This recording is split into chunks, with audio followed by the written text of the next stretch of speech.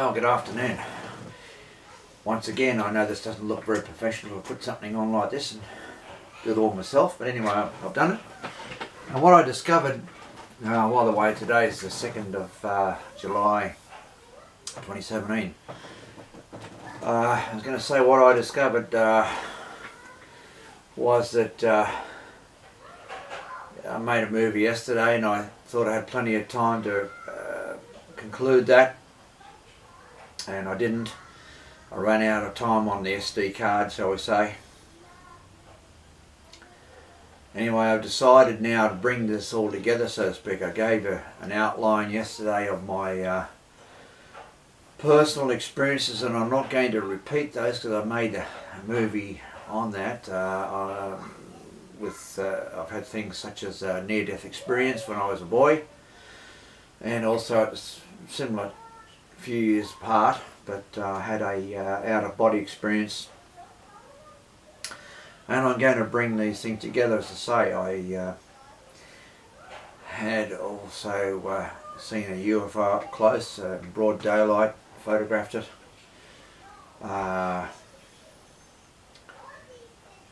And numerous episodes there where I've had ghosts and everything else. I've seen things up close, frightened the daylights out of me and all the rest of it. So I've had all that and sort of thought I had better, in other words, put some of this down, as it were, in this case on tape, so to speak, or on a disc or whatever, rather than attempt to write a book on the subject. And I thought it may be controversial, some of the things that I'm going to express, let's say, or it's my conclusions on the subject for now. And it is a powerful set of subjects. We're talking about things some people never accept. Some people are intelligent, and yet they cannot accept, for example, that there's a God. They think this is impossible. How can this one being produce a universe? And it's incredible size that it is. We don't know how big it is. How can that be the case? How can he have a son, Jesus, sitting at his right hand side, and so forth? Well, in some respects I understand people being cynical or not understanding. They shake their heads, they don't understand how all this works out. But I think it's best to say, well, first of all, I am a Christian, but I have often surprised many Christians with my views and my outline of experiences. They find it just impossible to believe that UFOs, at least some of them, could be literally craft from other worlds. And how could they make the distance and all the millions and millions of light years or whatever might be involved? And how can you travel that distance? Well, they haven't really sat down to think. And some scientists even today are only just concluding that they may, in a theory, the wormhole theory is one which some of you might have heard of. It's an easy way to explain that is to have a piece of paper, and on one side of the paper, imagine you've got an A4 paper, you've got two dots. One dot to the other dot is 100 light years. But if you fold that in half, it's no distance. And so it's virtually nothing. It's like an afternoon jaunt, across the galaxy, let's say. That's wild stuff for some people, but for others, no. They're highly intelligent and they work out theories. Admittedly, they are theories. But on the other hand, as I was discussing just briefly yesterday as well, some people visualize the possibility of now, especially, and I think this has really been the case in the last very short time, I'd say 10 to 20 years at the most. People have said there must be life outside of the earth. There must be alien races existing. They might have evolved, and so on. They say this is a constant refrain. Life might have evolved. Well, I got to tell you, I believe there's plenty of life in the universe, but God created it, and then He might have created thousands of planets with life on it, and He might have created a huge number of varieties or species of these beings, and He is almost limitless, as in the universe He's limitless with what He can do and has done, in my opinion. Now some people say, oh, that's terrible, controversial. I was about to say when my space on this SD card ran out yesterday, that I have a very good friend, John Edwards. I'll just say it, then name him, and they are one of our pastors. A very likeable and intelligent man. But I was totally surprised by him saying that he thought that, oh no, there's no life outside of Earth.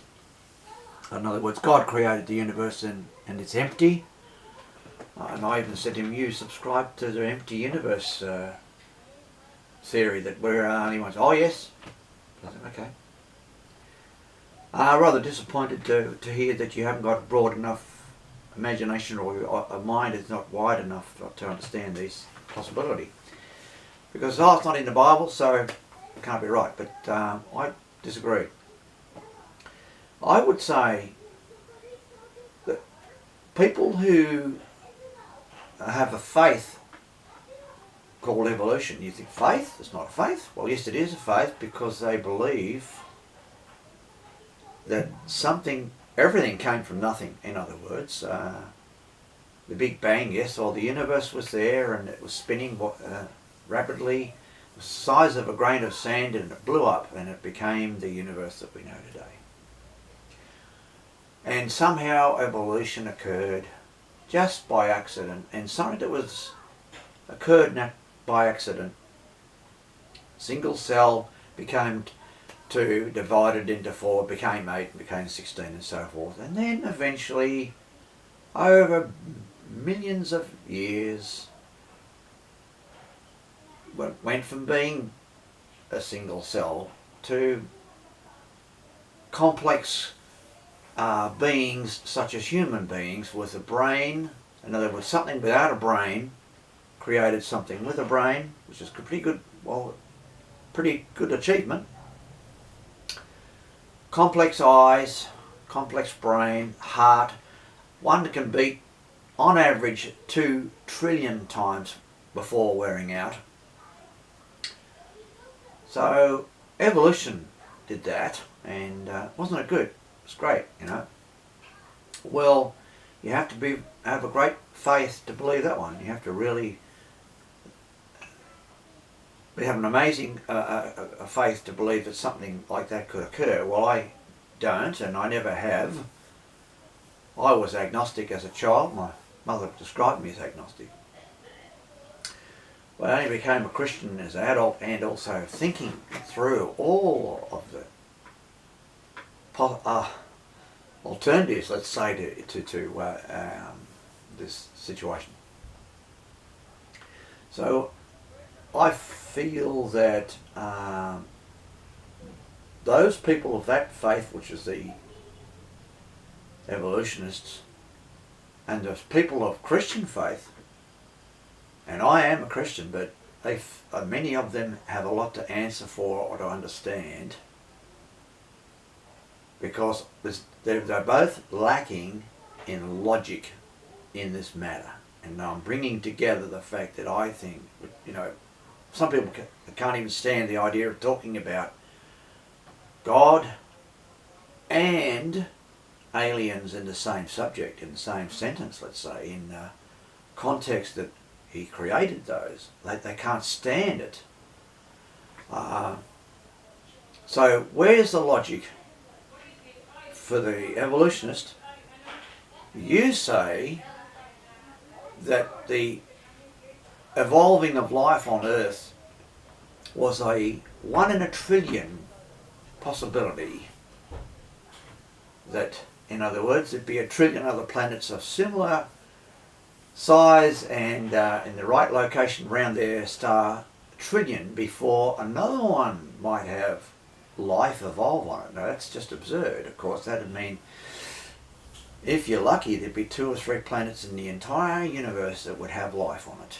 I mean, develop intelligent life. So you visualize that for a moment and think, all right, okay, that's where I'm coming from in that argument there. So if you were evolutionist, you would have to think that there might be 3 planets in the entire universe with intelligent life on them.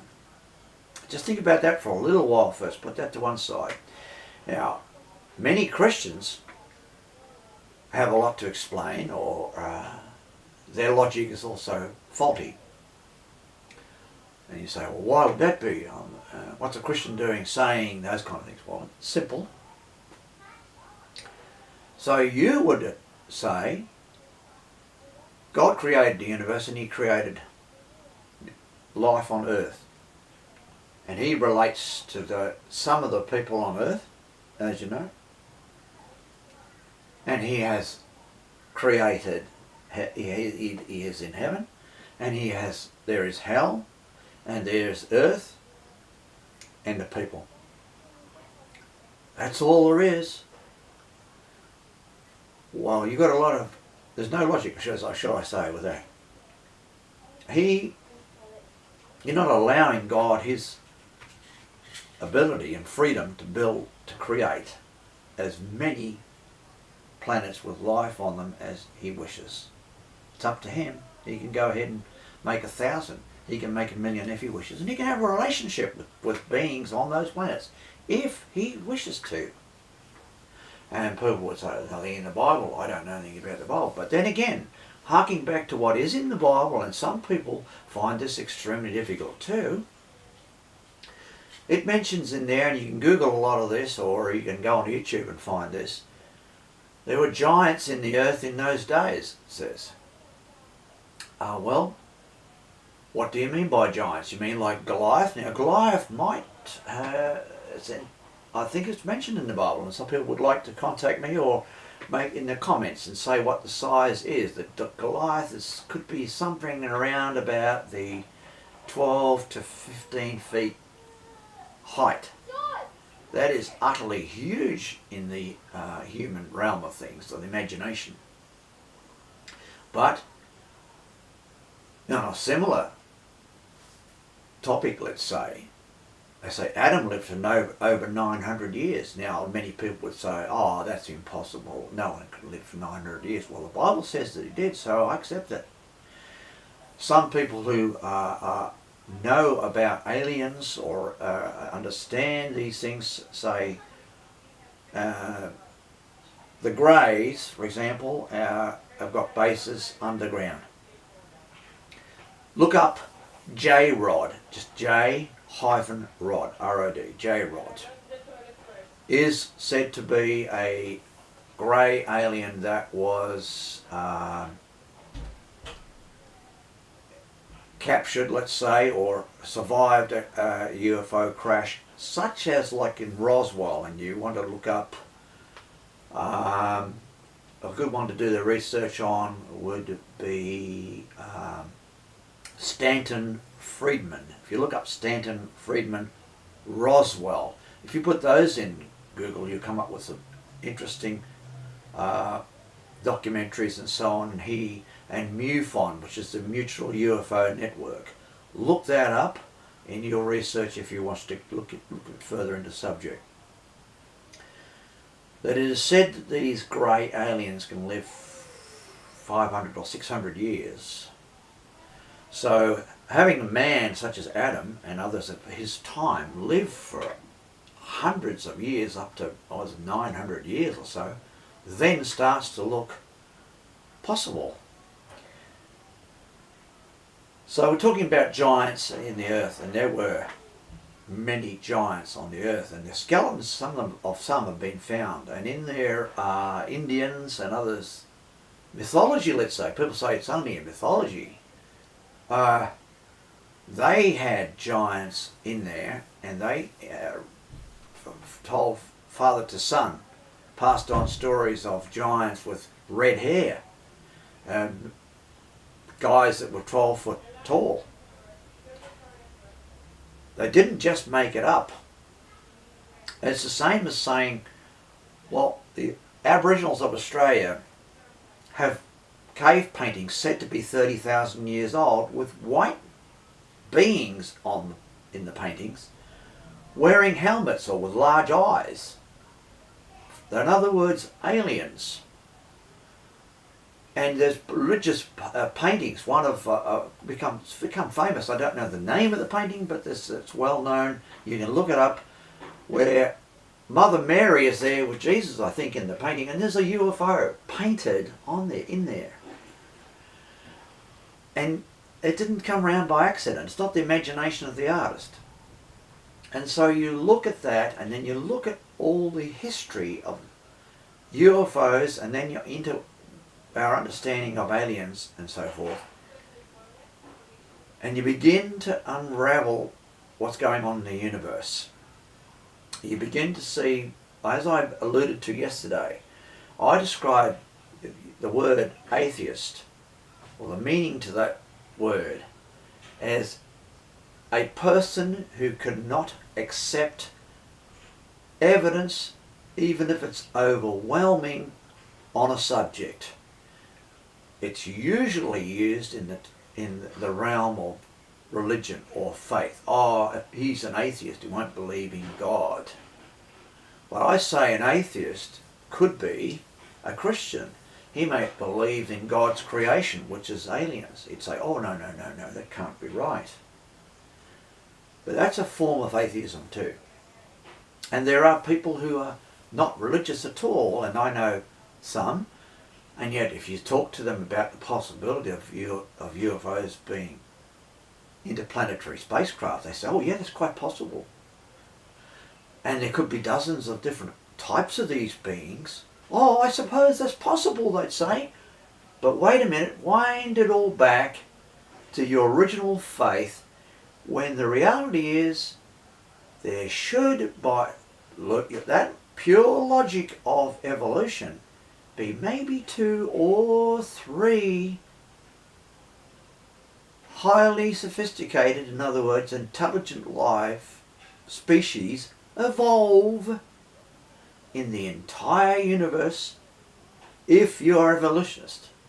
When I'm not, so that's why I can say that God was free to make 1,000 or 10,000 or 1,000,000. And would probably laugh at this. Now we pray, and I often do, every day in fact, on numerous things. And I believe that we'll have what is called, I think it's a disclosure, I forget the term I use now, where all of the lies and the cover-ups that have occurred over many decades, we're talking over 50 years, will eventually be admitted and everything be opened up on the subject. I'm thinking immediately of Roswell, for example, but Roswell's only just the tip of the iceberg, I believe, on this. There are a number of other UFO crashes, and bodies were taken from UFOs and so on. Some alive and some dead. Roswell is a classic example, by the way. Look further into that. And later on they said, oh yes, well there was a cover-up. Oh yes, so these were crash dummies. This was a program of very high altitude testing of parachutes, and they had these dummies, and they made a mistake and they fell over. Trouble was, as Stanton Friedman said on one of his documentaries about Roswell. The crash dummy projects didn't occur till 8 years after Roswell, so they weren't crash dummies. And the a mortician in the town was called at 2 o'clock in the morning. Could he please supply I think it was 6 or 8 child-sized coffins and bring them to the Air Force base. Now you wouldn't question that in a sense to be like, yes sir, I've got a few of those, you deliver them to the base. Why would you deliver 6 or 8 child coffins to the base? To put the alien bodies in. I don't even know why they bothered with coffins, frankly. They could have used body bags, I don't know. But anyway, that is said to have occurred. A nurse and others have seen dead aliens and have been sworn to secrecy, and a stenographer, I think it was, who was given top secret clearance at the time, eventually admitted many years after the event that yes, I had written up lots of material on it, memos and other things, where they mentioned the aliens craft, where Roswell was supposed to have been a crashed disc, they said straight out, and it made a sensation around the world. Well, crashed disc, wow, flying saucer in other words. And that term started in 1947 from Kenneth Arnold, seeing these craft skipping, like saucers skipping across a lake, you know, water, in their flying pattern. So that's how the term was grabbed by media, newspapers at the time and taken. Wow, flying saucer, it was a good term. So these sorts of things, and when you have, like I mentioned earlier on another tape, when you have a craft landing in a town of 5,000 people in broad daylight in Russia in 1989, and you have 2 craft landing outside of a school in Melbourne that, look it up, as I said, look up Westall High School, I think 1966. 2 craft landed there, or hovered about a foot above the ground, seen by many hundreds of people, and they flew away, and everyone was told not to say anything about it, keep quiet, this never happened, etc, etc. I think we can now see what I was talking about, and I'd like you all, in other words, to consider everything in relation to what your belief is, whether you think we came from nothing and a single cell creature created human beings eventually, and without thought, of course, didn't consider whether we needed an eye, pair of eyes, we need heart, we need blood. Just think about blood clotting for a moment. You cut yourself and your blood clots. Why? It's programmed. So did that evolve? Does that mean that people died, thousands and thousands of people died before it was evolved? And so forth. You could go on forever about the subject. Now if that's your faith, okay, it's fine, but I think you need to review it. Christians have the same faith that I've got. Exactly the same. I'm a Christian. I didn't go to church today, by the way, because I've got looking after some kids, but incidentally we go to church more than 9 times out of 10. And I'm quite happy to do so, and I believe in God. I accept Jesus as Lord and Saviour, so I am a Christian. I do say that God created vastly more civilized, or shall we say civilizations and of intelligent beings than what he's credited for. Credited with, would you believe, 1? Human beings are it out of the universe. Sorry guys, any Christians out there who see this, sorry, I don't accept that. I reckon God created us all out of all these incredible races. And some, by the way, just before I conclude, the Greys may well be created themselves by other alien races for long and complex reasons. You'll look it all up and you discover it. Look up Betty and Barney Hill, as well as a book called Captured, which I've ordered from the library. You can order from your own library. I forget the name of one of the authors, the main author, but Stanton Friedman is involved in that book. You will begin to open your mind, and I have one friend least who says he's not only narrow-minded, but he's closed-minded, which is an interesting admission. So I hope that my closed-minded friends who are Christians now begin to open their minds a bit more and begin to do their research and say, well, maybe there is more to this universe than I first thought. Maybe there's not just God and human beings. Maybe there's thousands or tens of thousands or whatever more civilizations in this whole universe, and some of them may look like us. After all, God might decide that many of his creations may look like human beings. They may not. I'm not talking about a parallel universe here, by the way. That's another subject, and that's something that I can't grasp myself, or I believe. But he may have decided on a dozen or more different basic designs, let's say, for the beings that he created. So I'll leave you with all now, I guess, with that thought, and I'd just like to say thank you for viewing, and I do welcome constructive and reasonable comment, questions if you like. I raised a lot of issues on my previous video, which was cut off unexpectedly because of space capacity running out on my SD card. But I welcome all of that, and I thank you for doing that. And I look forward to hearing from various people again. So thank you for viewing.